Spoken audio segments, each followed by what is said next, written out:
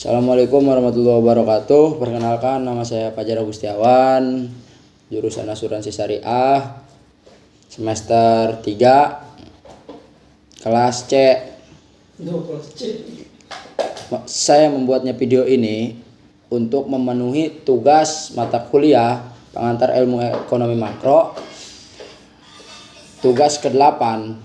Jadi mata uang yang sangat penting itu, yang pertama, uang kertas itu sangat penting di masyarakat. Menurutnya pada saat ini kita hidup di bawah ilmu sihir, seperti zaman Firaun yang di bawah sihir Firaun. Kita harus kembali kepada emas dan perak. Dalam Al-Quran ada 12 ayat yang menyebutkan emas, sedangkan perak 10 kali dalam surat yang berbeda. Dalam Al-Quran, kalau Allah merujuk suatu nilai yang besar disebut emas, sedangkan harga atau angka kecil disebut juga itu perak. Fitrah manusia sangat penting mencintai emas dan perak sebagai mencintai tanaman dan lainnya.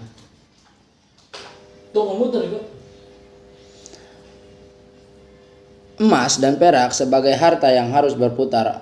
Allah membenci orang-orang yang menyimpan emas dan perak. Jadi Allah itu membenci orang yang mempunyai emas dan perak, yang menyimpannya secara diam-diam. Emas dan perak diedarkan, dibuat seperti poin, seperti alat ukur. Haram hukumnya jika dijadikan dalam bentuk lain. Jadi tidak boleh itu dijadikan bentuk-bentuk lain. Pada zaman dahulu, walau banyak penyebutan seperti dolar, pound sterling dan lain-lain, tapi itu disebut juga masih dengan emas, yang membuat kwitansi dengan alasan emas berat untuk dibawa-bawa. Jadi kwitansi itu sebagai alternatif. Pada abad ke-17, mereka mengatakan ini repot karena terlalu banyak kwitansi. Dalam meminta monopoli yang mencetak alat ukur yang disebut juga itu namanya bank sentral. Munculnya bank sentral sama dengan munculnya hutang publik. Semua bank sentral merupakan perusahaan swasta. Dan pada abad selanjutnya, yaitu pada abad ke-18, rakyat Ternate masih menggunakan peraka sebagai mata uangnya. Nah, di situ datanglah Poch, dipaksa untuk menyerahkan peraknya diganti dengan kertas. Rakyat Ternate menolak, dan rakyat Ternate di situ menolak. Pada zaman sekarang uang kertas hanya cuma beberapa persen yang berbentuk kertas, lebihnya kita menggunakan komputer karena kita ini udah hidup di era digital. Seperti halnya sekarang kita telah hidup di bawah ilmu sihir. Pada tahun 46, uang Rp1.000 itu menggambarkan Patimura. Bisa kita gunakan untuk membeli 50 kg emas. Hari ini dibelikan hutang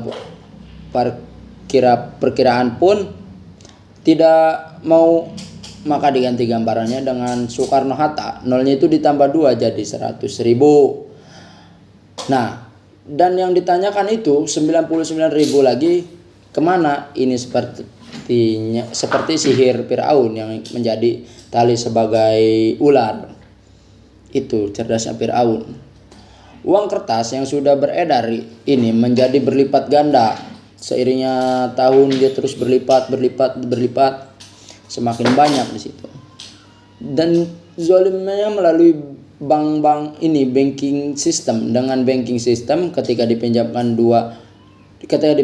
dia itu beranak pinak, dari 10% menjadi 20%, dari 20% dikali lipatkan menjadi 2. Nah, bisa juga itu disebut menjadi bunga.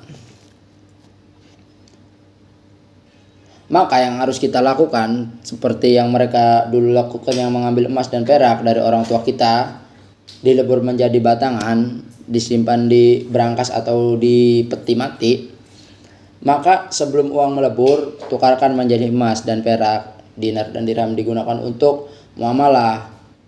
Jadi itu penjelasan pentingnya uang untuk masyarakat.